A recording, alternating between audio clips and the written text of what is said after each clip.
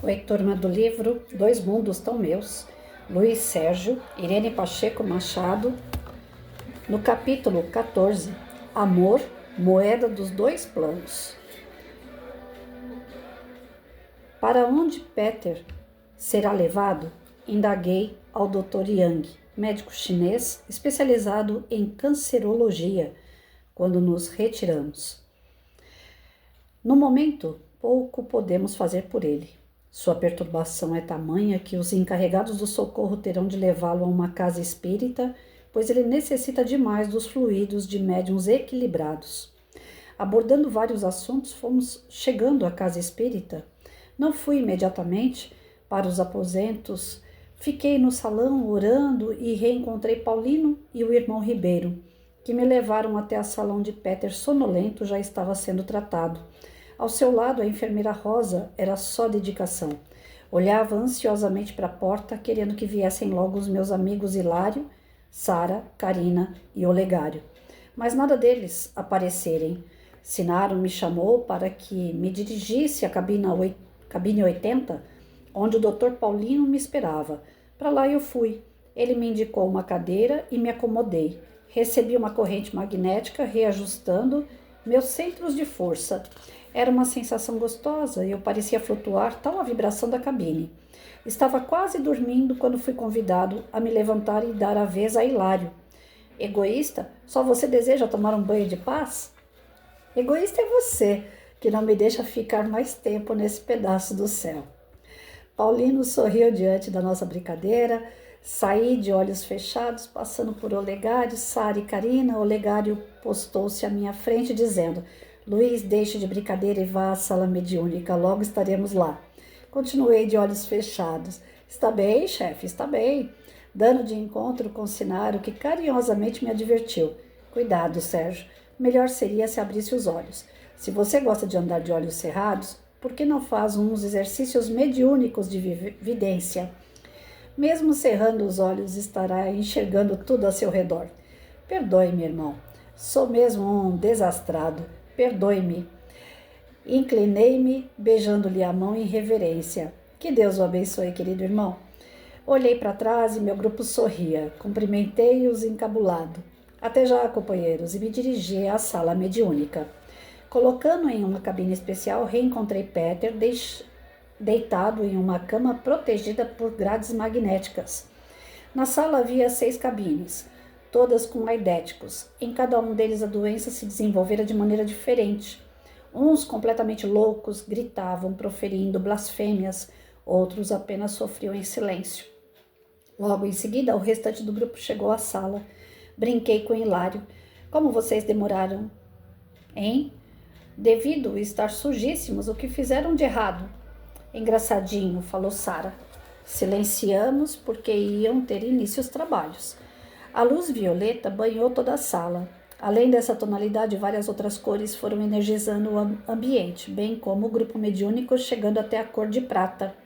Acesas as lâmpadas que pairavam sobre a mesa, delas partiam outras lâmpadas que os aplicadores usavam nas cabines. Os médiuns emitiam mentalmente a luz azul que envolvia os doentes. Sobre a mesa acendiam-se e apagavam-se as luzes conforme a necessidade dos enfermos. Percebi que em Peter os aplicadores tiveram o cuidado de expulsar as bactérias da circulação, fazendo uma filtragem através dos rins. O espírito dele recebia um tratamento especial. As herpes que deformavam sua pele eram mais visíveis nos seus órgãos internos. Notamos a luta dos médicos para retirar as toxinas da parte gástrica. Com a doença, Peter ingerira toda espécie de medicamento, inclusive garrafada. Os aplicadores projetaram sobre ele luz verde e depois azul, por último cor-de-rosa forte sobre a circulação hepática. Notamos que essa cor foi cauterizando não só a circulação hepática como renal. Enquanto isso, os médiuns doadores, em total silêncio, continuavam fornecendo seus fluidos para que os médicos espirituais operassem. Peter, já bem melhor, foi retirado assim como os outros. Aquele grupo de médiuns foi assistido por seu mentor espiritual. Retiramo-nos com certeza de que o centro espírita com certeza de que o centro espírita que não conscientizar seus médiums de que a mediunidade não é doença, e sim trabalho, ficará no meio da estrada, porque só permanecerão as casas espíritas que colocarem a verdade face a face, rejeitando 9 verdades a aceitar uma só. Mentira. Essa única mentira pode vir num único nome de espírito respeitável que algum dos seus médiuns venha dizer que recebe. A casa deve fazer os médiuns tomarem cuidado com o nome dos espíritos e, para não serem iludidos, vamos buscar a lição no Livro dos Espíritos, introdução, parte 11. Esquisito é acreditarem que só se fale de espíritos de personalidades conhecidas e perguntarem por que são eles os únicos a se manifestarem. Se o grupo estudar o Livro dos Espíritos, como nos ensina o irmão Lázaro José, dificilmente cairá em ridículo, porque não poderá pretextar ignorância de que a verdade é um sol, que nem os fanáticos religiosos irão apagar. Era hora de descansar, porém antes quis dar uma chegada até um grupo, numa casa espírita onde se estuda o Livro dos Espíritos de uma maneira fácil de ser compreendida. Lá chegando, sentei-me à mesa com os alunos e aguardei a aula que transmitirei para vocês. Primeiro ocorreu a abertura dos trabalhos, logo depois Lázaro José, através da médium, falou que, sem estudar a introdução, jamais entenderemos o Livro dos Espíritos, elucidando sobre os marcadores dos diversos capítulos e ensinando como se fosse um pai amoroso. Muitos podem julgar exagero de Lázaro, mas o seu método é ótimo para o aprendiz. A maioria dos frequentadores de uma casa espírita não tem conhecimento das obras básicas ou relegam sempre para depois o aprendizado. Estudavam o item 9 da introdução. Dizem então... Não, essa introdução eu vou deixar para amanhã, senão vai ficar muito longo. Vamos falar sobre um outro assunto aqui.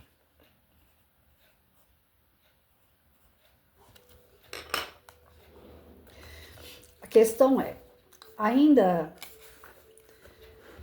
Sexta-feira, uma pessoa entrou no TikTok, na plataforma do TikTok, e me questionou a seguinte situação. Eu não sou ninguém para responder, tá, gente? Eu já vou me colocando do tipo assim, eu tô aprendendo. Aí ele colocou para mim assim, um vídeo, um cara hospitalizado, e esse cara dizendo assim, as pessoas estão saindo da doutrina espírita e indo para a doutrina espiritualista. Doutrina do lado do espiritualismo. Porque o espírita quer estudar, depois se reformar intimamente, para que a pessoa fique boa. Aí ele falou assim, os espiritualistas recebem as pessoas, tratam as pessoas e não tem essa de ter que ficar estudando, né? Não dificulta a vida da pessoa, facilita a vida da pessoa. Em resumo, foi isso que o cara quis dizer. Ele estava dentro de um hospital, eu não sei que tipo de cirurgia que ele fez, mas certamente quando a gente está num hospital, significa que nós não estamos equilibrados o suficiente. Já começa por aí.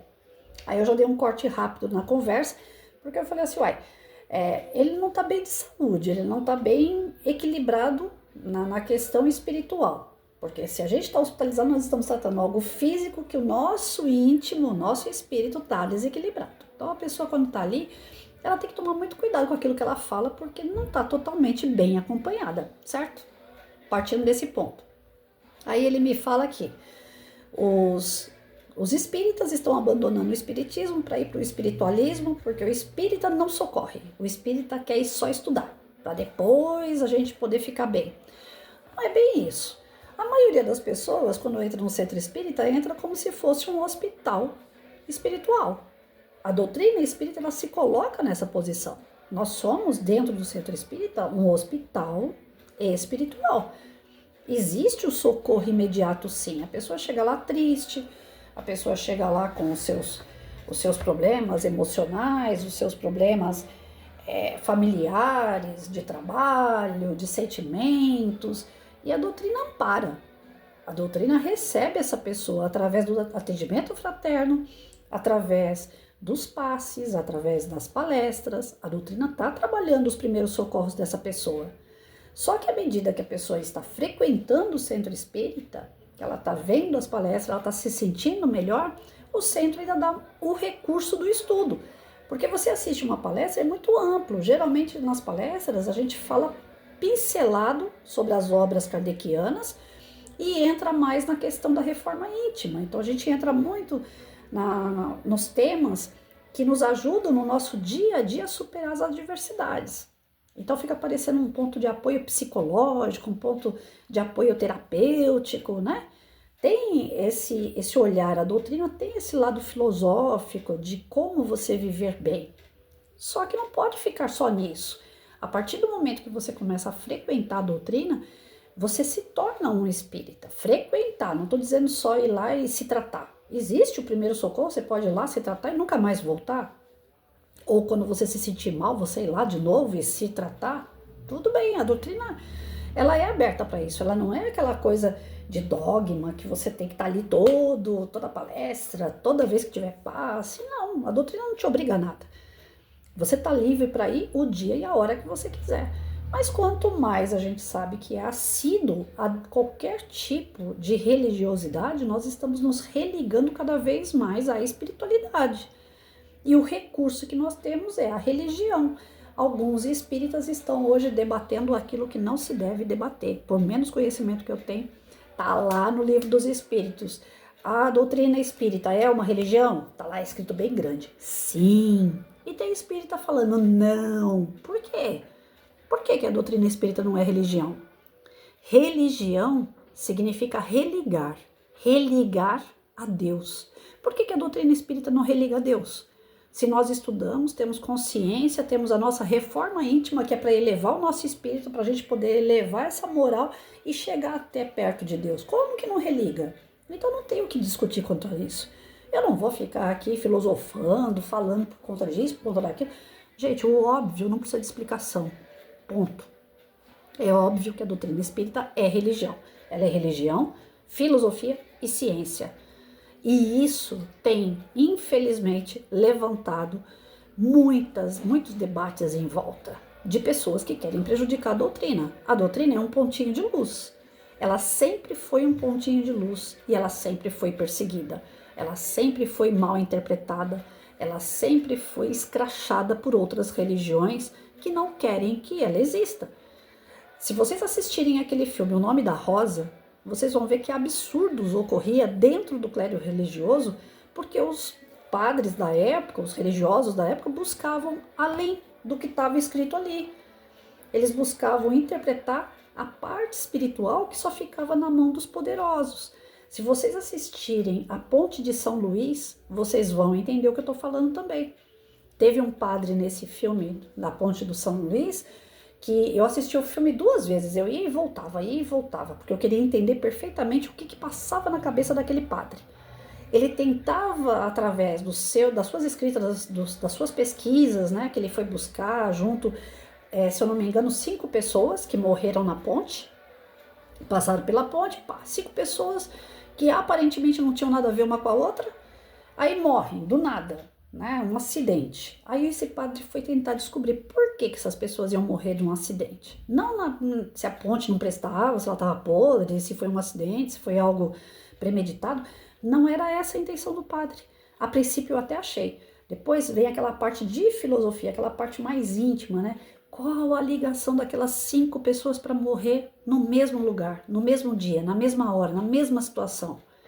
Tem que ter um porquê. São pessoas diferentes? E ainda tem que ter alguma coisa além daquilo que a gente está vendo para que ocorra aquele acidente. Ou seja, aquele padre estava procurando provar que nada acontece por acaso, que é justamente o nosso lema. A doutrina espírita fala o tempo todo, nada acontece por acaso. Então, o óbvio não precisa de explicação. Doutrina espírita é religião e ponto. E por ser uma religião, por que não a pessoa não deve se empenhar? Quem vai na católica faz primeira comunhão, faz batismo, faz crisma, faz casamento, faz todos aqueles rituais católicos. Quem vai na igreja evangélica vai lá e estuda a Bíblia, tem as suas, tem desde a, evangelização, mocidade, tem todos os trâmites que você tem que fazer dentro da igreja evangélica para que você se torne um evangélico. Por que o espírita, que está dentro da doutrina espírita, não pode ter um momento de estudo, de elevação moral, onde ele vai conseguir se aproximar de Deus? É uma religião, ele precisa disso também. Não precisa dos dogmas, não precisa dos ritos. Ele não precisa estar lá fazendo água fluidificada toda vez que ele vai fazer prece, porque isso se torna um rito.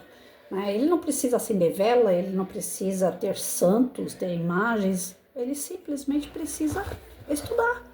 Ele precisa apenas estudar. Quando você pega para estudar, você certamente está elevando a tua moral. Elevando a tua moral, você se engrandece enquanto espírito, e isso te aproxima de Deus. E os médiums nada mais são do que pessoas que passaram a estudar para trabalhar a caridade dentro da doutrina espírita. O médium é um instrumento, ele não é nada além disso. E olha só o relato dele aqui. Como é importante o médium ficar calado, disciplinado dentro da câmara de passe. Tem médium que chega na câmara de passe e fica querendo ser agradável a todos. Oi, boa noite, tudo bem? Você foi no final de semana no shopping? Nossa, eu te encontrei na rua. Na câmara de passe, jamais, jamais. Deixa para fazer isso depois. Eu, sendo trabalhadora da casa espírita, como eu já fui assídua, hoje não por conta da minha comorbidade, mas já fui bem assídua, toda vez que eu entrava na câmara de passe, eu entrava de cabeça baixa, em respeito aos espíritos, não só aos médiums, mas principalmente aos espíritos. Dentro da câmara de passe tem aparelhos, é como se fosse realmente um pronto-socorro, só que a gente não enxerga. Então, assim como tem macas, tem cadeiras, pensa a visão que nós temos de um pronto-socorro, é a mesma coisa numa sala onde aplica passe. O médium, ele é um instrumento. O médium vai estar a postos com a sua energia, vibrando suas energias, criando fluidos mais semimateriais, para que a espiritualidade possa utilizar esses fluidos e levar a cura, a melhora da saúde, seja psicológica, emocional, física, do assistido. A espiritualidade poderia fazer isso sozinha, dentro da sua casa? Sim, mas o adequado é você se automedicar. O adequado é vir um amigo na tua casa e falar, olha, toma vitamina C que você vai ficar bom. Não, o adequado é você ir lá no médico, o médico prescrever e te dar a medicação. E te falar a dosagem certa dessa medicação. Né? Então, a espiritualidade, eles não podem interferir no livre-arbítrio. Você tem que buscar a sua cura. Você tem que buscar a sua melhora. Você não pode ficar dentro de casa esperando cair tudo do céu. Tem gente que faz isso. Se você ficar dentro da sua casa esperando cair tudo do céu, você vai ficar sentado apodrecendo na tua cadeirinha, porque isso não vai ocorrer. Vai ocorrer as suas melhoras mediante a sua procura, o seu merecimento, o seu trabalho em si próprio. Toda vez que a gente se pegar em qualquer tipo de gripe que seja, é um desequilíbrio emocional. Por isso que eu falo que o cara que estava lá dizendo que o espírita está deixando de ser espírita e sendo espiritualista, ele não estava bem. Porque qualquer pessoa que esteja com uma gripe é sinal de baixa imunidade. Baixa imunidade é porque teve um desequilíbrio emocional, um desequilíbrio psíquico, de algum pensamento que não foi legal, de algum sentimento que não foi legal. E aí você capta energia ruim que enfraquece o teu corpo, a tua imunidade. Isso também está relatado na Gênesis, está relatado no livro dos médiuns, está relatado na revista espírita, nas ocorrências de curas espirituais. É muito decorrente isso, que as pessoas doentes são justamente os desajustados emocionalmente. Eu fui semana passada ver a questão do meu maxilar, né, que tá doendo e tal. Aí o buco maxilar falou para mim assim, olha, eu vou tratar as suas consequências. Você vai usar um aparelhinho de noite e tal, para você não ficar rangendo os dentes, mas o que tá por trás dessa dor, desse desgaste ósseo e tal, é porque você usa muita força de noite quando você tá dormindo, e isso é emocional. E o emocional eu não consigo tratar. Então, essa parte do anterior às consequências, você vai ter que buscar ajuda. Aqui eu não posso te dar, aqui eu só posso te dar a questão do maxilar, o que a gente vai fazer com ele daqui por diante. Mas o que vem antes dessa dor, é você que vai ter que buscar. Ou seja, tá dentro do teu emocional, tá dentro do teu intelectual, né, dos seus pensamentos e tal. Aí eu falei pra ele, olha, então as consequências de hoje é o que eu já fiz, o que eu já passei. Porque hoje, de verdade, eu já não tenho mais dor de cabeça nenhuma. Hoje eu tenho algumas preocupações como qualquer pessoa, mas não tenho mais aquela coisa de braveza, né? De ser brava, eu tenho que resolver a ferro e a fogo. Não, eu já fui assim. Hoje, graças a Deus, eu tô 50%, 60% curada dessa dor aí, que a gente carrega o mundo nas costas, né? Falei, eu não tenho mais motivo de estar, né? Mas se tá acontecendo, aí eu tô analisando desde o dia que o médico falou, de lá para cá, eu tenho analisado, né? O frio tem feito também esse tipo de situação. Eu percebo que quando tá mais calorzinho assim, tá tranquilo. Quando esfria, aí eu já, né, fico com o corpo mais enrijecido e, consequentemente, o maxilar também. Então não é só uma questão psicológica, você tem que buscar o que acontece antes. A doutrina permite que você faça isso, que você descubra o que vem antes desse problema que você está enfrentando. Esse rapazinho aí que tá lá no hospital falando essas coisas, ele simplesmente está sendo um papagaio do que eu tô vendo dentro da doutrina espírita. Muitos espíritas querendo tirar o Allan Kardec de situação, né, colocando peso em cima do Allan Kardec, questionando Chico Xavier, tentando mexer nas partes das escritas de Chico Xavier, né? Estão tentando, inclusive, dizer que Jesus era uma lenda dentro do meio espírita, hein? Dizendo que Jesus era uma lenda, que ele não existiu, que é coisa da cabeça do homem. Então, assim, tudo aquilo que a gente ouvir a respeito, que não produz coisas boas para nós, eu, Patrícia, descarto. Vocês fiquem a critério. Eu não vou ficar dando ouvido para essas coisas, porque infelizmente todo lugar vai ter pessoas das trevas infiltradas. E essas pessoas, elas não querem que aquilo que seja bom desenvolva. A doutrina espírita é a única que tem religião, volto a repetir, filosofia e ciência. É a única que pode nos dar a consciência do ser humano completo, físico, mental, espiritual. Então, quando a gente tem essa consciência, a gente se desenvolve. E quando a gente se desenvolve, as trevas não querem.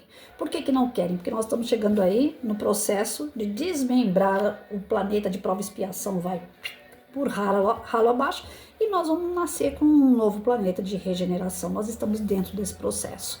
E dentro desse processo existe uma guerra espiritual muito grande, o qual a gente vai ter que escolher o lado. Não dá para ficar hora de um lado, hora do outro. Aqui está dizendo que o tratamento foi feito com luzes. Pronto. Vai ter um monte de espírita que vai pegar isso daqui e vai falar: agora nós vamos usar a cromoterapia dentro do centro espírita para dar passe. Gente, vira ritual, querendo ou não, vira. A espiritualidade tem as suas ferramentas, devem ser respeitadas, cada qual do seu jeitinho lá. Mas na parte física a gente não tem isso.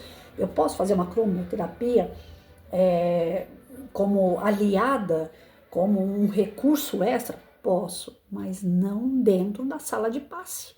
Ah, eu vou aplicar reiki na sala de passe. Não, não é reiki, é passe. O reiki, ele é uma forma, um caminhar para chegar no passe. Quem acreditar no reiki, vai no centro espírita e toma passe. É a mesma coisa, só muda o nome. Então, quando a gente muda o nome, a gente dá a entender um ritual. Então, é isso que a gente tem que manter. Centro espírita é passe. Você vai tomar passe. Você quer tomar um passe fora do centro espírita, como se fosse um tratamento alternativo? Você vai buscar o reiki. Dentro de uma casa espírita tem 4 salas de estudo de final de semana. Durante a semana, essas 4 salas ficam vagas. Aí o centro espírita pode colocar um reiki lá, pode colocar uma cromoterapia, pode colocar uma terapia, pode colocar um clínico geral lá dentro, como trabalho voluntário e alternativo? Pode. Mas a casa é espírita. Ela está doando espaço para tratamentos alternativos que não tem nada a ver com a doutrina espírita. Quem vai naquele centro fazer uma cromoterapia, vai fazer cromoterapia porque a sala é emprestada para cromoterapia. Mas não que a cromoterapia tenha a ver com Allan Kardec. Não tem nada a ver. Então, emprestar a sala para um clínico geral, fazer um tratamento com pessoas gratuito. Isso significa que o clínico geral, ele é espírita? Às vezes o cara nem é espírita, ele só quer uma sala para fazer um tratamento grátis. Então a sala tá ali. Tem centro espírita que dá alfabetização. A sala tá lá livre, coloca uma professora lá e faz um esquema de recuperação para a criançada. É um trabalho voluntário, mas que não tem nada a ver com a doutrina espírita. Você está trabalhando o intelecto da criança. Na sala de aula, a criança está fraca lá, você coloca ela no reforço dentro de uma salinha espírita que foi doada para aquele professor trabalhar voluntariamente, entendeu?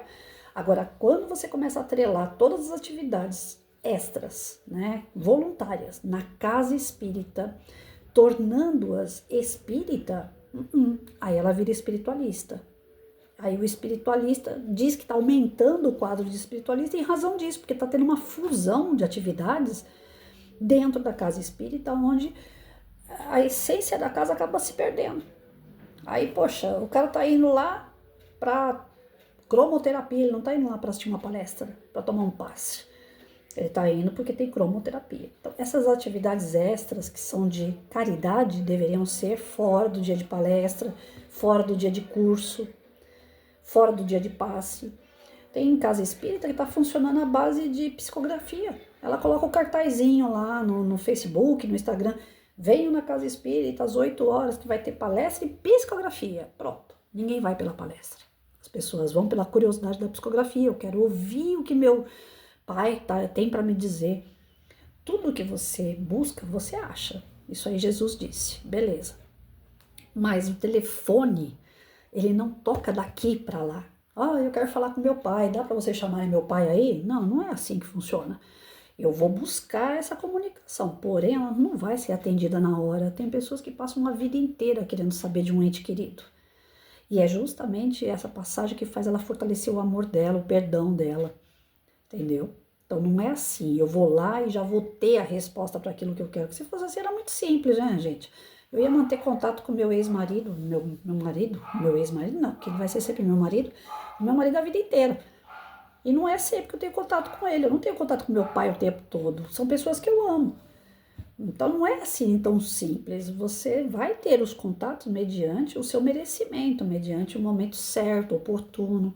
De repente tem contato que quando você vai ter, aquilo mexe tanto com o teu eu que a espiritualidade não permite. O André Luiz demorou para poder voltar lá na casa dele e ver como é que estava o filho e mulher, porque a mulher tinha casado outra vez. Se ele tivesse visto isso assim que ele desencarnou, porque o tempo não é igual para os encarnados e desencarnados. O desencarnado, o tempo voa. E para o encarnado, não. Tem as 24 horas do dia.